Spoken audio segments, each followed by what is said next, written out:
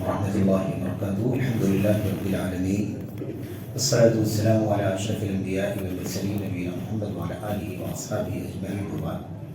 یقول اللہ سبحانہ وتعالی اعوذ باللہ من الشیطان الرجیم ان اللہ یعلم غیب السماوات والارض واللہ بصیر بما تعملون.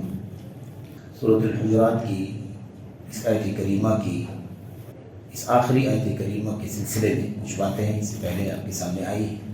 یقیناً اللہ تبارک و تعالیٰ آسمانوں و زمین کے غیب کو جانتا ہے اور اللہ تبارک و تعالیٰ خوب دیکھ رہا ہے، دیکھنے والا ہے جو کچھ تم کر رہے ہو. تمہارے اعمال کو، تمہارے کرتوت کو خوب دیکھ رہا ہے، دیکھنے والا ہے.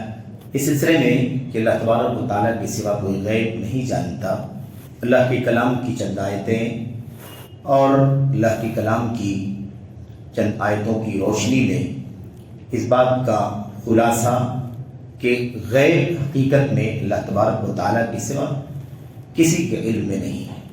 جو کچھ ہمارے سامنے غیب ہے، ہمارے لیے غیب ہے، وہ اللہ تبارک و تعالیٰ کے لیے غیب نہیں ہے، حاضر ہے، وہ اسے اچھی طرح سے جانتا ہے.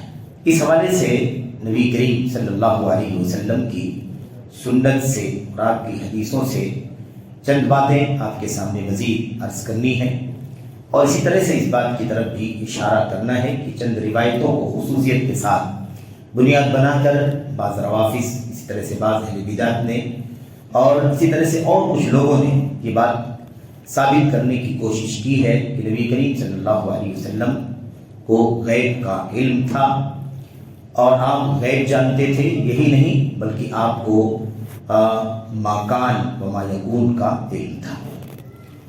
اللہ کے نبی صلی اللہ علیہ وسلم کی حدیثوں کا جب ہم دیکھتے ہیں تو ہمیں بہت ساری دلیلیں صریح لفظوں کے ساتھ ملتی ہیں کہ اللہ کے نبی صلی اللہ علیہ وسلم غیب نہیں جانتے. اس حوالے سے مشہور جو روایت آپ کے سامنے صحیح مسلم کی اس سے پہلے کسی مسئلے کے تناظر میں آئی، اس میں آپ دیکھیں حدیث جبریل، اللہ کے نبی صلی اللہ علیہ وسلم سے جبریل امین علیہ السلام نے قیامت کے بارے میں پوچھا، اخبرنی عن الساعہ، قیامت کے بارے میں بتائیے. تو اللہ کے نبی علیہ السلام نے فرمایا مل مسئول عنہا بأعلم من السائل، قیامت کے بارے میں جس سے سوال کیا جا رہا ہے وہ سوال کرنے والے سے زیادہ نہیں جانتا. قیامت کے بارے میں جس سے سوال کیا جا رہا ہے وہ سوال کرنے والے سے زیادہ نہیں جانتا. یعنی آپ سوال کر رہے ہیں، جیسے آپ نہیں جانتے ہیں تو ایسے میں بھی اس کا علم نہیں رکھتا ہوں. ولیکنی سأخبرک عن اماراتها، البتہ میں آپ کو قیامت کی کچھ نشانیوں کے بارے میں بتلاؤں گا. اس کے بعد اللہ کے نبی علیہ السلام نے قیامت کی نشانیوں میں سے 2 نشانیاں آپ نے بیان فرمائی. اس کا تذکرہ روایت کے اندر ہے. خیر، اللہ کے نبی علیہ السلام نے یہاں پر کیا جواب دیا؟ مجھے جیسے آپ کو سوال کرنے والے کو قیامت کے بارے میں علم نہیں ہے، اسی طرح سے آپ جس سے پوچھ رہے ہیں قیامت کے بارے میں اس کو بھی علم نہیں. گویا کہ آپ صلی اللہ علیہ وسلم نے قیامت کے بارے میں علم سے نفی فرمائی کہ مجھے قیامت کا علم نہیں. قرآن کریم کی آیتوں میں بھی بات آئی ہوئی وما یدریک لعل الساعة تکون قریبا، یا ایسے ہی ان اللہ عنده علم الساعة وینزل الغیث ویعلم ما فی الارحام الی آخر الآیہ. اللہ تبارک و تعالیٰ نے فرمایا ہے کہ اللہ تعالیٰ ہی غیب کی کنجیاں رکھتا ہے، وہی غیب کی چیزوں کو جانتا ہے. جن میں سے چند بڑی بڑی چیزوں کا تذکرہ اللہ تبارک و تعالیٰ نے یہاں فرمایا ہے. اس میں قیامت ہے، موت ہے اور روزی ہے وغیرہ، یا ایسے ہی رحم مادر میں کیا ہے اس کا علم اللہ تبارک و تعالیٰ کے سوا حقیقت میں کسی کے پاس نہیں ہے. ایسے ہی نبی کریم صلی اللہ علیہ وسلم کی وہ حدیث جس میں ام المؤمنین حضرت عائشہ صدیقہ رضی اللہ تعالیٰ عنہ سے بخاری میں فرماتی ہیں من حدثك ان النبی صلی اللہ علیہ وسلم یعلم الغیب فقد کذب، جو تم سے یہ بات بیان کرے کہ نبی کریم صلی اللہ علیہ وسلم غیب جانتے ہیں یا جانتے تھے وفات کے بعد، فقد کذب، تو وہ جھوٹ بولتا ہے. آپ صلی اللہ علیہ وسلم کے بارے میں جو بیان کرے کہ آپ غیب جانتے ہیں، غیب جانتے تھے، فقط کذب، تو یقیناً وہ جھوٹ بولتا ہے. ایسا شخص جھوٹ بول رہا ہے جو آپ کو آپ کے بارے میں کہتا ہے کہ آپ کو غیب جانتا ہے. کیوں؟ دلیل کیا ہے؟ ام عائشہ صدیقہ رضی اللہ تعالیٰ عنہ نے آپ نے فرمایا کیونکہ نبی کریم صلی اللہ علیہ وسلم یہ بتاتے تھے قرآن کریم کے ذریعے سے کہ اللہ تبارک و تعالیٰ کے سوا آسمان و زمین میں کوئی غیب نہیں جانتا ہے۔ جب آپ یہ قرآن کریم کا پیغام امت کے سامنے اللہ کی طرف سے بتلاتے تھے، سناتے تھے پڑھ کر کے، تو یہ دعویٰ اگر کوئی کرتا ہے اللہ کے نبی کے بارے میں کہ آپ غیب جانتے تھے تو واضح سی بات ہے کہ جھوٹ بولتا ہے، ایسا شخص جھوٹ بول رہا ہے۔ خیر، ایسے ہی اور بھی روایتیں، مثال کے طور پر وہ روایت جس میں حضرت ربیع بنت معوذ رضی اللہ تعالیٰ عنہ کا واقعہ ہے کہ وہاں ان کے گھر نبی کریم صلی اللہ علیہ وسلم کسی موقع پر تشریف لے گئے، تو وہاں انصار کی 2 چھوٹی چھوٹی بچیاں تھیں جو کچھ گا رہی تھیں، یعنی بطور نظم، بطور گانا جس کو ہم کہتے ہیں نا، جس کو بچیاں گاتی ہیں، ایسے ہی کچھ چیزیں وہ گا رہی تھیں، گنگنا رہی تھی جس کو ہم کہہ سکتے ہیں۔ انہیں اشعار میں جسے وہ گنگنا رہی تھی، انہیں اشعار تھی، وہ اشعار تھے جو گنگنا رہی تھی، انہیں اشعار میں سے ایک شعر ان بچیوں نے یہ پڑھا، وَفِينَا نَبِيٌّ يَعْلَمُ مَا فِي غَدٍ، وَفِينَا نَبِيٌّ يَعْلَمُ مَا فِي غَدٍ۔ اس کا معنی یہ ہے کہ ہمارے درمیان ایک نبی ایسا ہے جو کل کی بات کو جانتا ہے۔ وہ بچیاں شعر پڑھتے پڑھتے، گنگناتے گنگناتے ایک شعر انہوں نے یہ پڑھا، وَفِينَا نَبِيٌّ يَعْلَمُ مَا فِي غَدٍ، کہ ہمارے درمیان ایک نبی ایسا ہے، ہمارے بیچ ایک نبی ایسا ہے جو کل والی چیز کو بھی جانتا ہے، کل کیا ہونے والا ہے اس کے بارے میں جانتا ہے۔ آپ سوچیے، اللہ تبارک و تعالیٰ فرماتا ہے کہ اللہ جانتا ہے کہ کل کیا ہونے والا ہے، اور یہاں بچی کیا کہتی ہے، ہمارے بیچ جو نبی ہے وہ کل کی چیزوں کو جانتا ہے۔ جیسے ہی یہ شعر نبی کریم صلی اللہ علیہ وسلم کی کان، اس کی آواز اللہ کے نبی کے کان میں، اللہ کے نبی نے فرمایا، دعی ہذہ وقولی ما کنتی تقولی، بچی یہ رہنے دو، یہ مت پڑھو، یہ مت بولو جو تم اس سے پہلے جو اشعار پڑھ رہی تھی، جو باتیں تم کہہ رہی تھی وہی بات کہو۔ یعنی اس کے پہلے جو اشعار تم نے پڑھے ہیں وہ ٹھیک ہیں، وہ میری نعت میں، میری تعریف میں ٹھیک ہے، درست ہے، لیکن یہ جو بات تم کہہ رہی ہو نا کہ ہمارے بیچ جو نبی ہے وہ کل کی چیزوں کو جانتا ہے، یہ رہنے دو۔ اب چونکہ وہ بچیاں تھیں، چھوٹی چھوٹی تھیں، بالکل معصوم بچیاں ہے نا، مطلب اس لیے ان کو اللہ کے نبی نے ڈانٹا نہیں، تنبیہ نہیں کیا، اور ان کو مسئلے مسائل نہیں بتلائے کہ کیا مسئلہ ہے۔ آپ نے اتنا کہا کہ یہ مت کہو، اسے چھوڑ دو، اس سے پہلے والی بات جو تم کہہ رہی تھی وہی بات کہو۔ یہ چند بطور اشارہ چند دلیلیں، اس سے معلوم پڑتا ہے کہ نبی کریم صلی اللہ علیہ وسلم غیب نہیں جانتے تھے۔ ایسے ہی وہ روایت بھی ہے، وہ روایت جس کا تذکرہ آگے آ رہا ہے۔ میں عرض یہ کرنا چاہ رہا تھا کہ یہ تو ہمارے سامنے ہے، آپ نے جو آپ کی حدیثوں سے چیز معلوم پڑتی ہے۔ ایسے اللہ کے نبی کی سیرت کا اگر مطالعہ کریں تو آپ کی سیرت میں کتنے ایسے واقعات ہیں جس سے صراحت کے ساتھ معلوم پڑتا ہے کہ آپ غیب نہیں جانتے تھے۔ مثال کے طور پر ام المؤمنین عائشہ صدیقہ رضی اللہ تعالیٰ عنہ پر منافقین نے، رئیس المنافقین عبداللہ بن ابی بن سلول اور اس کے ساتھیوں نے اور دیگر چند لوگوں نے اس بات کی تہمت لگا دی کہ نعوذ باللہ انہوں نے بدکاری کی، زنا کی تہمت لگا دی، عفق یعنی بالکل جھوٹ، آپ پر یہ الزام رکھ دیا گیا کہ آپ نے بدکاری کی ہے، نعوذ باللہ۔ آپ سوچئے کہ یہ سلسلہ چلتا رہا، اما عائشہ صدیقہ رضی اللہ تعالیٰ عنہ روتی رہی، رو کر کے آپ کے آنسو خشک ہو گئے، اتنا روتی رہی۔ نبی کریم صلی اللہ علیہ وسلم آتے، صرف دور سے معمولی سی ایک رسمی خیریت پوچھ لیتے اور اس کے بعد گھر سے باہر نکل جاتے۔ آپ صلی اللہ علیہ وسلم پریشان، کیا مسئلہ ہے؟ سہیلیوں سے پوچھتے حضرت عائشہ صدیقہ رضی اللہ تعالیٰ عنہ کی کہ یہ بتاؤ تم ساتھی ہو، سہیلیاں ہو، کیا جانتی ہو عائشہ کے بارے میں؟ ایسا کچھ کبھی ہو سکتا ہے؟ اس طرح کی باتیں بہت ساری۔ نبی کریم صلی اللہ علیہ وسلم 50 دنوں تک پریشان رہے۔ آپ سوچئے 50 دن تو پریشان رہے۔ اگر آپ کو غیب کا علم ہوتا تو آپ بآسانی جانتے کہ حقیقت کیا ہے، عبداللہ بن ابی بن سلول نے پروپیگنڈا کیا کیا ہے، اس کے ساتھیوں نے کون سا جھوٹ رچا ہے اور کون سی تہمت میری زوجہ ام المؤمنین عائشہ صدیقہ رضی اللہ تعالیٰ عنہ کی شان پر لگایا ہے، یہ سب آپ کو معلوم ہوتا اور آپ اعلان کرتے تھے کہ اس طرح سے تم لوگوں نے کیا ہے، سفید جھوٹ ہے، مجھے اچھی طرح سے بتائے حقیقت کیا ہے۔ لیکن اللہ کے نبی صلی اللہ علیہ وسلم بے چین رہے، پریشان رہے۔ آپ دیکھیں جب 18 آیتیں قرآن کریم کی نازل ہوئی، ان الذین جاءوا بالافک عصبۃ منکم الی آخر الآیہ، جب 18 آیتیں قرآن کریم کی اتری، جس میں ام المؤمنین عائشہ صدیقہ رضی اللہ تعالیٰ عنہ کی برات اللہ تبارک و تعالیٰ نے ظاہر کی، اعلان کیا کہ جو لوگ الزام اور تہمت ام عائشہ پر لگا رہے ہیں ان کا یہ انجام ہوگا، اور حضرت عائشہ بری ہیں، ان پر یہ تہمت جو لگائی گئی ہے یہ بالکل تہمت ہے، جھوٹ ہے، الزام ہے، یہ بالکل پاک باز ہیں، یہ جب آیتیں نازل ہوئی تو حضرت عائشہ صدیقہ رضی اللہ تعالیٰ عنہ کے والدین مجلس میں بیٹھے ہوئے تھے. فوراً ان دونوں نے والدین نے حضرت عائشہ سے کہا اٹھو شکریہ ادا کرو نبی کریم صلی اللہ علیہ وسلم کا کہ یہ برات آپ کے اوپر نازل ہو رہی ہے. اما عائشہ ناراض تھی کیونکہ انہیں احساس تھا کہ میں پاک باز ہوں, مجھ پہ اتنے الزام لگائے گئے اور اس طرح سے اتنی دنوں سے میں بہت زیادہ اذیت برداشت کر رہی ہوں. تو انہوں نے کہا کہ میں نبی کریم صلی اللہ علیہ وسلم کا شکریہ نہیں بلکہ میں اپنے رب کا شکریہ ادا کروں گی جس نے میری برات کا اور بیزاری کا برات کا اور اس گناہ سے بری ہونے کا, اس سے پاک ہونے کا ساتوں آسمان کے اوپر سے اعلان فرمایا ہے. بہرحال اگر آپ کو پتا ہوتا, غیب کا علم ہوتا تو یہ نوبت کیوں آتی؟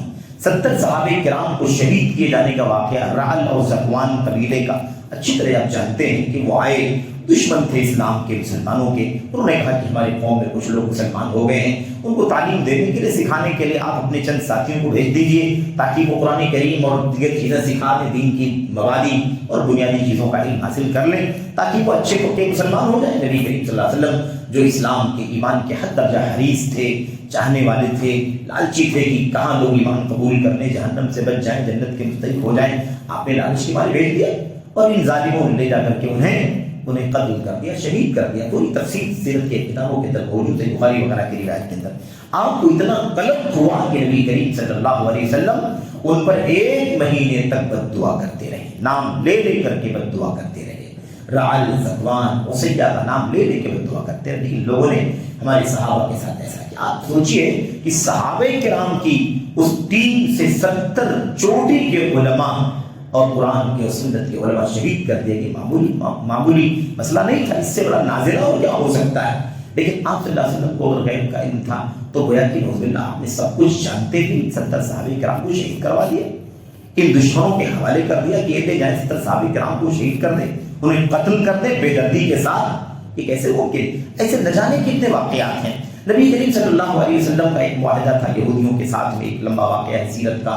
آپ صلی اللہ علیہ وسلم ایک موقع پر کہ معاہدہ ہے تو ہم آپ کی مدد کریں گے, ہم آپ کی مدد کریں گے اور آپ ہماری مدد کریں گے. اس معاہدے کے ساتھ اللہ کے نبی علیہ الصلوۃ والسلام تشریف لے گئے. آپ کے ساتھ ابو بکر بھی تھے, آپ کے ساتھ عمر بھی تھے رضی اللہ تعالیٰ عنہما, اور یہ انتظار کر رہے تھے کہ یہ معاہدے کے مطابق مدد کریں گے, کچھ مال لا کر کے دیں گے. دیت ادا کرنی تھی جس کو 2 کافروں کو مسلمانوں نے شہید قتل کر دیا تھا.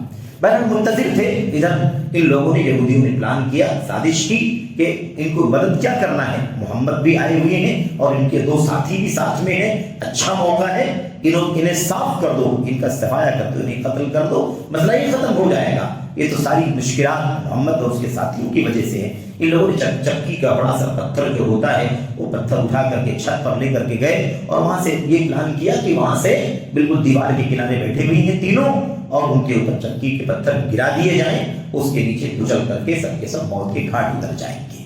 آپ کو نہیں معلوم کہ کیا ہے, آپ کو نہیں معلوم. آپ دیر تک بیٹھے کی پوری پلاننگ چل رہی ہے. چکی کا وزنی پتھر چند لوگ اٹھا کر کے چھت پہ لے کر کے گئے, سارا معاملہ ہو گیا. یہ تھا کہ گرا دیں گے آپ کے اوپر. اس وقت تک آپ کو نہیں معلوم کہ کیا چل رہا ہے. نبی کریم صلی اللہ علیہ وسلم اس کے بعد اچانک آپ وہاں سے اٹھے اور آپ نے صحابہ کو اشارہ کیا کہ چلو میرے ساتھ میں. وہ دونوں صحابہ بھی آپ کے ساتھ نکل آئے. غالباً 2 تھے یا 3 تھے, غالباً ابو بکر عمر عثمان 3 تھے یا 2 تھے. نکل کر کے آئے باہر. لوگوں نے کہا اللہ کے نبی پتہ نہیں, سمجھ میں نہیں آیا کہ ہم لوگ تو جس کام کے لیے گئے تھے وہ کام بھی نہیں ہوا, تو ہم اچانک کیوں وہاں سے نکل کر کے چلے آئے اٹھ کر کے. اللہ کے نبی صلی اللہ علیہ وسلم نے فرمایا ہمیں نہیں معلوم. اللہ تبارک و تعالیٰ نے ابھی جبریل امین کو میرے پاس بھیج کر کے مجھے بتلایا ہے کہ ان یہودیوں نے معاہدہ توڑ دیا ہے جو عہد ہوا تھا, اور اوپر سے یہ چکی کا پتھر گرا کر کے ہماری جان لینے کی کوشش کر رہے تھے. تو آپ کو پتا چلا. اگر آپ کو پہلے سے معلوم ہوتا, ان کی نیتوں کا پتا ہوتا, ان کی اس کاریکرم کا پتا ہوتا, تو آپ کیوں بیٹھے رہتے؟ آپ پہلے اٹھ کے باہر نکل گئے ہوتے. لیکن آپ کو نہیں. ایسی بہت ساری باتیں ہیں, ایسے واقعات ہیں. معلوم پڑتا ہے کہ نبی کریم صلی اللہ علیہ وسلم آپ کو علم غیب نہیں تھا. ایسے اس یہودن نے, زینب بنت مشکم نامی یہودن نے آپ کو آپ کی دعوت دی اور اس گوشت کے اندر زہر ملا کر کے آپ کو کھلا دیا. آپ کو نہیں معلوم پڑا, آپ نے کھا لیا. جب منہ میں اس کی کڑواہٹ کو محسوس کیا تب آپ نے باہر نکال کر کے پھینکا. اور چند صحابہ آپ کے ساتھ جو لوگوں نے کھا لیا اور نگل لیا اور ان لوگوں کی موت ہو گئی. آپ کو پتا ہوتا, علم غیب ہوتا تو یہ ساری نوبت کیوں آتی؟ ایسے کتنے واقعات موجود ہیں.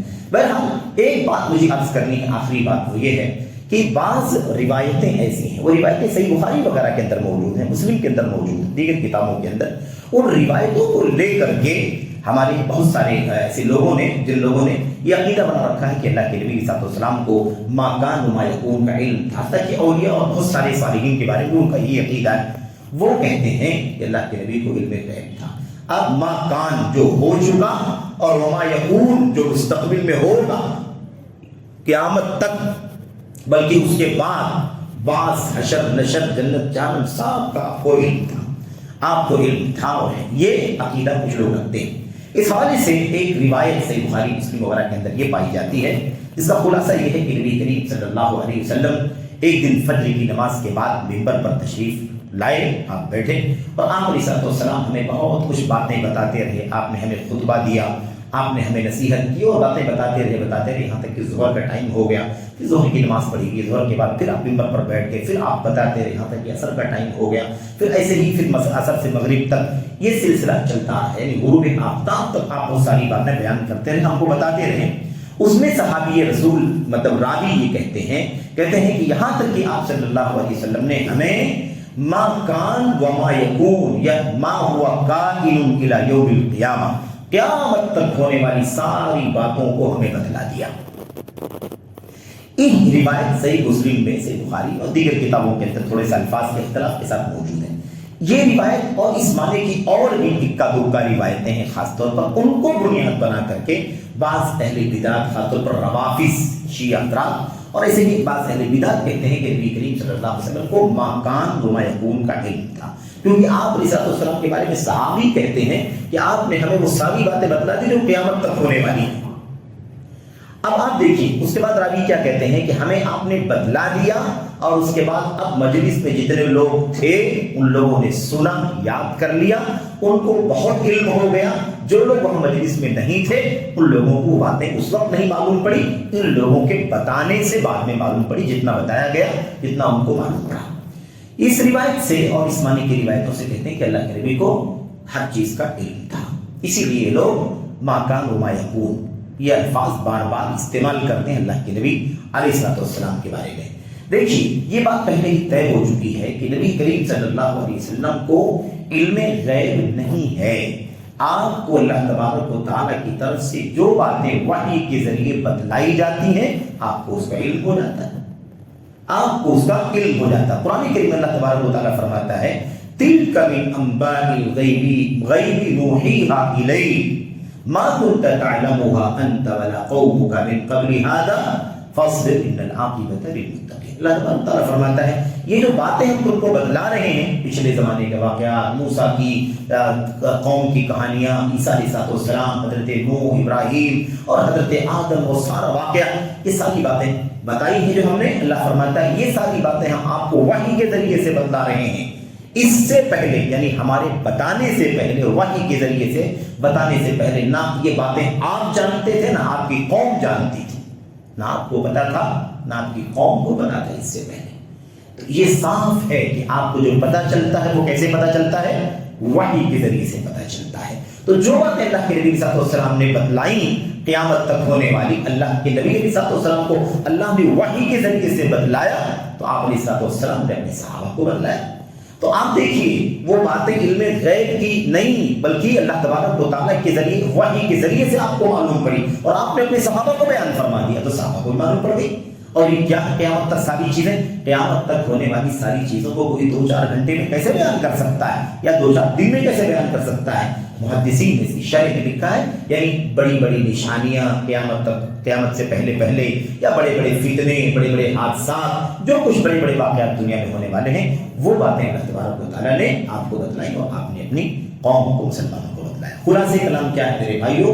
اللہ تبارک و تعالیٰ کے سوا کوئی غیب نہیں جانتا، جس کو بھی کوئی بات معلوم ہوتی ہے وہ اللہ تبارک و تعالیٰ کی طرف سے بتائے جانے پر ہی معلوم ہوتی ہے، اور اللہ تبارک و تعالیٰ غیب کی چیزیں اپنے بعض نبیوں کو، ظاہر کے نبیوں کو بتاتا ہے وحی کے ذریعے سے، وہ نبی بشری ہوں یا وہ نبی فرشتوں میں سے ہوں۔ تو اللہ سے دعا کریں کہ اللہ تبارک و تعالیٰ ہمیں اور آپ کو علم غیب کے حوالے سے یہ عقیدہ جو کتاب و سنت کا ہے، اہل سنت والجماعت کا ہے، صحابہ کرام کا ہے، اس عقیدے کو صحیح معنوں میں سمجھنے کی توفیق عطا فرمائے اور یہی عقیدہ رکھنے کی توفیق عطا فرمائے، آمین یا رب العالمین۔ اللہ کے نبی صلی اللہ علیہ وسلم کو یا اللہ کے اولیاء کو عالم الغیب ثابت کرنا یہ ان کی تکریم نہیں ہے، بلکہ اللہ تبارک و تعالیٰ کے علم غیب کی توہین ہے۔